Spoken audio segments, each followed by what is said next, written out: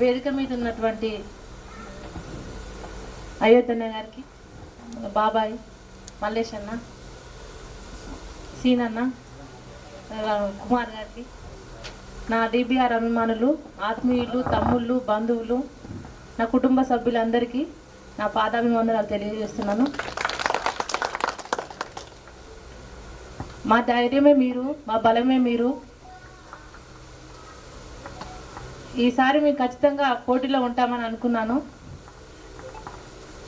100% 100కు try చేశాము, కానీ కొన్ని అనివార్య కారణాల వల్ల ఎంపీ టికెట్ రాలేకపోయింది. కానీ నెక్స్ట్ ఖచ్చితంగా ఎవరమో ఒకరు ఇద్దరిట్లల్లా ఈ వేదిక సాక్షిగా చెప్తున్నాను, అసెంబ్లీలో ఉంటాము.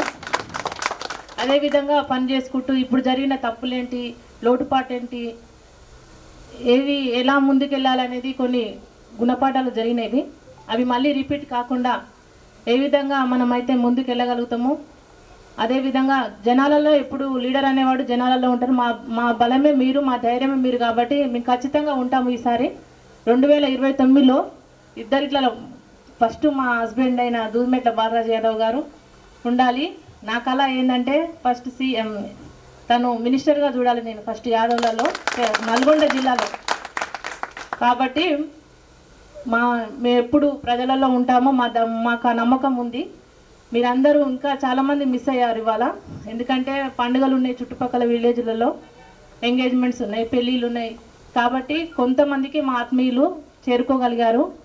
ఒక బ్రదర్ అన్నట్టు తెలంగాణ వ్యాప్తంగా పెడితే ఆత్మీయ సమ్మేళనం చాలామంది వస్తారు. చైర్మన్ అయిన ఛార్జ్ తీసుకున్న రోజు చాలామంది ఎక్కడి నుంచో మేము కనుక్కొని మరి మా ఆయన పదవి తీసుకున్న రోజు స్టేజ్ సరిపోలేదు మాకు, అంతమంది ఆత్మీయులను మేము చేర్చుకోగలిగాము. కాబట్టి మీరందరూ నిరాశపడొద్దు. నెక్స్ట్ అసెంబ్లీ ఎన్నికల్లో పోటీ చేస్తాము. అది మా నకరికల్ నియోజకవర్గం కానీ ఇంకా భువనగిరి కానీ ఖచ్చితంగా మేము ఉంటామని అనుకుంటూ సెలవు తీసుకుంటున్నాను.